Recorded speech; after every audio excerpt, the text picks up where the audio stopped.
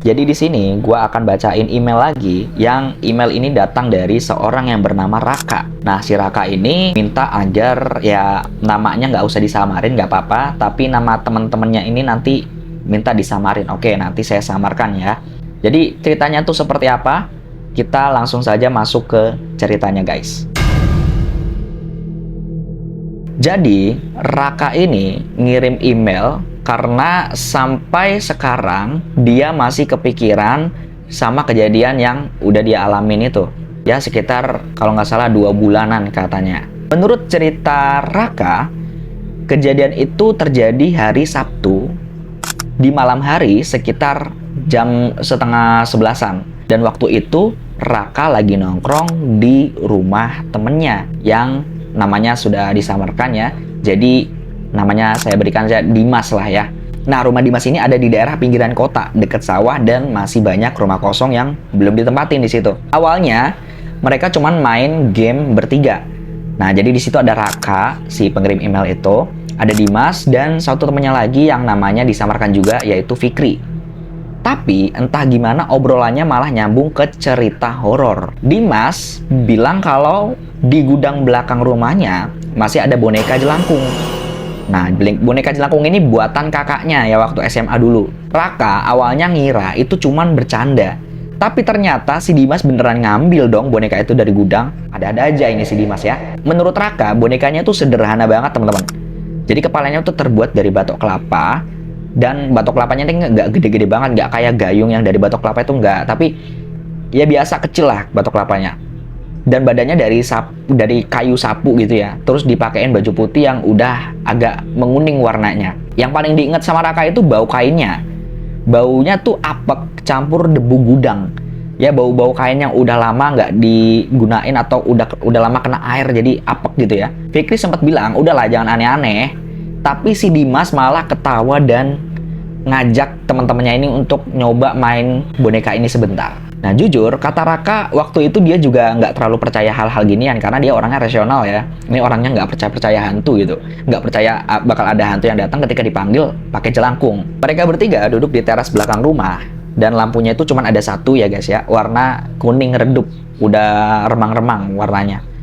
Kayak lampu ayam gitu. Nah di situ si Dimas mulai mengucapkan kalimat pemanggilan. Ya kalian tahu sendiri ya manggil apa ya kalau pakai jelangkung ya. Dia baca dari internet. Nah si Raka di sini nggak mau nyebarin kata-kata itu guys, karena dia sendiri tuh nggak mau kalau kalian juga coba-coba guys. Jadi nggak dia cantumin gitu di email. Nah awalnya tuh nggak terjadi apa-apa, normal-normal aja guys. Nah sekitar 5 menit kemudian si Fikri bilang kalau angin di belakang rumah itu lebih terasa dingin, padahal malam itu tidak berangin sama sekali. Jadi pohon di situ tuh nggak ada yang goyang, tapi kok rasanya dingin gitu. Dimas di situ masih ketawa-tawa aja, masih nganggap remeh lah. Tapi Raka di situ mulai ngerasa aneh teman-teman. Waktu boneka itu kayak sedikit miring sendiri gitu, kayak kena angin, kayak kena hembusan angin gitu, dikit miring. Tapi nggak gerak jelas gitu ya. Posisinya tuh berubah pelan-pelan aja. Nah di situ Raka bilang ke mereka berdua untuk buat udahan aja, nggak usah dilanjutin lah ya, main ginian ngapain sih tadi asik-asik main game. Ada-ada aja sih Dimas ini guys ya. Tapi guys sebenarnya dulu gue juga pernah mainan kayak gini, main jelangkung-jelangkungan kayak gini. Ya namanya anak muda ya, anak baru kemarin sore, coba-coba lah hal-hal baru gitu, coba-coba hal-hal kayak gini karena FOMO ya, waktu itu FOMO film gitu ya, masih viral film-film kayak gitu. Jadi kita coba lah kayak gitu. Dan yang ngalamin hal aneh tuh temen gua malah, bukan guanya gitu. Ya nantilah itu di cerita terpisah aja guys ya. Kita di video kali ini fokus dulu ke ceritanya si Raka. Nanti gue ceritain untuk cerita pribadi gua ya guys ya. Kita bakal ceritain si Rakanya dulu ini ya. Di situ akhirnya Dimas nurut lah sama si Raka. Karena Raka dari tadi ngomel-ngomel mulu, udahan mulu, nyuruh udahan mulu. Dan boneka itu dibawa lagi ke gudang sama si Dimas. Dan mereka lanjut masuk ke rumah untuk bermain game sampai sekitar setengah jam. Mereka bermain game, lalu si Raka minta cabut, minta pulang gitu ya. Dia izin untuk pulang duluan gitu ya. Dan masalahnya mulai pas Raka ini sedang di perjalanan pulang teman-teman. Rumah Raka ini cuman sekitar 1,5 kilometer lah dari rumahnya si Dimas. Jadi dia tuh naik motor sendirian si Raka ini. Dan di jalan ada satu tikungan deket pohon mangga, yang pohon mangganya ini gede ya guys ya, besar, pohon mangga yang udah besar gitu ya. Waktu lewat situ, Raka ngerasa kayak ada yang duduk di jok belakangnya. Tapi di situ bukan berat motornya yang berubah drastis, cuman suspensinya aja yang terasa turun sedikit gitu. Suspensinya kayak turun dikit. Kalian bisa bayangin lah ya, kalau kalian pernah boncengin orang gitu naik motor, kalau orang itu di belakang baru naik kan suspensinya turun dikit gitu ya. Nah di situ Raka sempet lihat spion. Dan nggak ada siapa-siapa, nggak ada yang bonceng di belakang dia tuh, kosong. Nah di situ dia mencoba berpikir positif nih, mungkin cuman halusinasi aja, perasaan dia aja, atau sugesti dia aja. Sampai akhirnya dia sampai rumah, begitu pintu dibuka, ibunya Raka ini nanya kepada si Raka, kamu bareng siapa?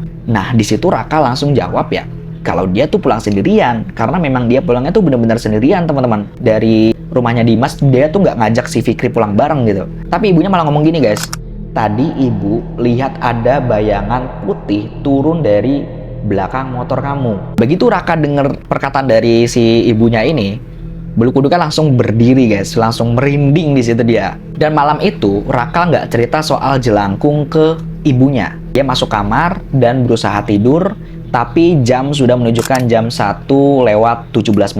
Raka kebangun karena ada suara ketukan pelan di jendela kamar dia. Tok, tok gitu, pelan.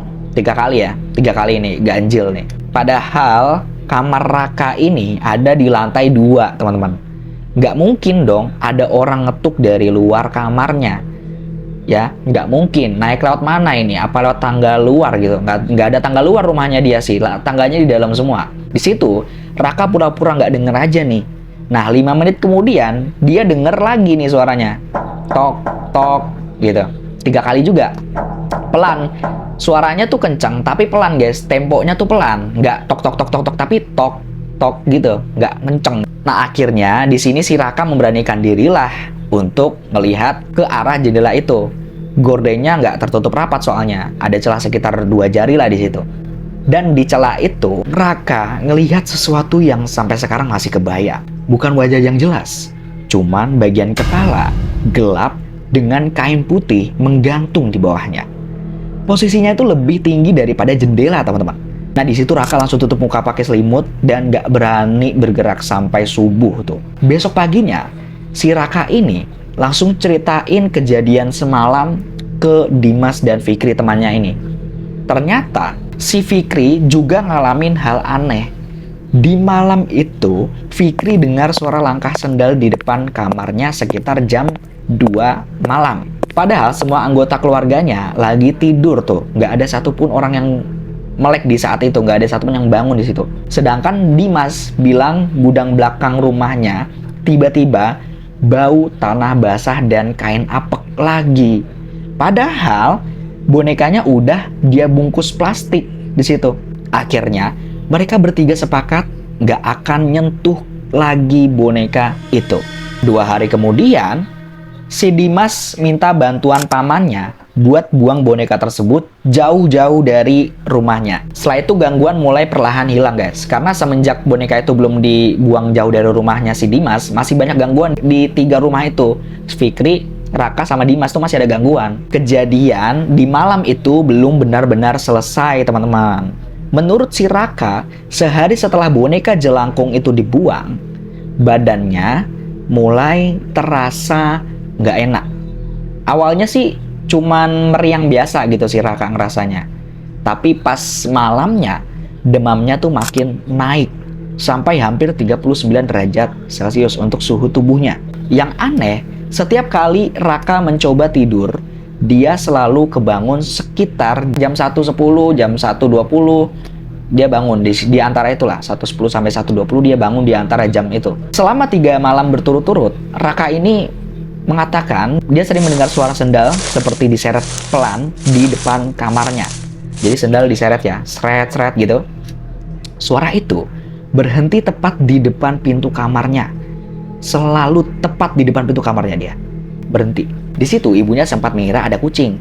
Tapi waktu dicek keluar, lorong rumah itu kosong, nggak ada apa-apa. Malam ketiga, demamnya Raka ini malah makin tinggi. Dan saat setengah sadar karena badannya panas, Raka melihat bayangan putih berdiri di dekat pintu kamarnya. bentuknya tuh nggak jelas, tapi kayaknya tuh putih, kelihatan gitu, kayaknya kelihatan putih, menggantung gitu, nggak napak gitu, sampai hampir menyentuh lantai, cuman nggak napak, ya, hampir menyentuh lantai aja. Dan Raka di situ nggak bisa bergerak beberapa detik. Begitu ibunya masuk membawa air minum, bayangan itu tiba-tiba ngilang sendiri, nggak ada hilang. Besok paginya, ibunya langsung menyuruh Raka ikut ke rumah pamannya yang biasa membantu urusan spiritual ya. Pamannya ini yang ngerti lah masalah-masalah kayak gitu dia. Nah di sana Raka cuma diminta mandi air yang sudah dicampur beberapa daun dan disuruh banyak istirahat si Raka ini. Menurut Raka, malam itu untuk pertama kalinya dia bisa tidur tanpa mendengar suara sandal atau ketukan di jendela. Dan di situ demamnya sudah mulai turun juga, sudah mulai mereda. Dan seminggu kemudian badannya benar-benar pulih guys. Dan sejak itu gangguan yang dia alami berhenti total. Sejak dia pulang dari ke rumah pamannya itu ya, nggak tahu mandi apa tadi, mandi air daun apa nggak tahu, dia nggak nyebut daunnya guys ya, daun apa dia nggak sebut gitu. Yang membuat Raka yakin ada sesuatu yang ngikut terbawa di malam itu adalah hal yang sangat kecil, baru dia sadari belakangan ini. Apa itu? Jaket yang dipakai saat pulang dari rumah Dimas sempat disimpan di kursi kamar selama beberapa hari. Setiap kali Raka mendekati jaket tersebut, itu tercium aroma-aroma yang sama persis, aroma-aroma apek, bau apek, kain-kain apek yang sama persis baunya kayak bau kain boneka jelangkung yang dia mainin kemarin itu di rumahnya Dimas. Nah setelah itu jaketnya dicuci lah sama si Raka sebanyak 2 kali. Nah setelah dicuci 2 kali baunya hilang. Dan sejak kejadian itu Raka bilang dia nggak akan pernah mau main jelangkung-jelangkung lagi, meskipun cuman buat iseng-iseng bareng teman aja. Jadi guys, itu adalah email dari si Raka. Dan jujur guys ya, cerita dari si Raka ini detail banget ya. Jadi detail-detail kecilnya dia sebutin juga, kayak dari bau kain apek, terus ada suara ketukan 3 kali di jendela, di lantai 2 padahal itu ya, sampai demam yang datang setelah boneka itu dibuang. Dan by the way guys, sekali lagi aku bilangin kepada kalian, nama Dimas dan Fikri ini nama samaran ya, bukan nama asli. Jadi sesuai permintaan dari si Rakanya ini. Nah kalau menurut kalian, yang dialami Raka itu murni sugesti karena habis main jelangkung, atau memang ada sesuatu yang sempat ikut terbawa pulang? Coba kalian tulis pendapat kalian di kolom komentar. Overall dari cerita ini kelihatan kalau hal yang awalnya dianggap cuman iseng, ternyata bisa ninggalin efek yang nggak sebentar buat orang yang ngalamin gitu. Jadi teman-teman jangan meremehkan hal-hal yang kecil ya. Takutnya itu akan berdampak lebih berbahaya di kalian sendiri nantinya, seperti itu. Jadi bacain emailnya sampai sini aja. Buat kalian yang punya cerita juga, kalian bisa kirimkan ke email aku ya, yang ada di deskripsi video ini. Kalau ada yang pengen namanya disamarin, kalian juga bisa sebutin aja ya, nama yang disamarin itu yang mana gitu ya. Jadi kayak gini aja untuk video kali ini. See you on the next bacain email lagi. Dan assalamualaikum warahmatullahi wabarakatuh.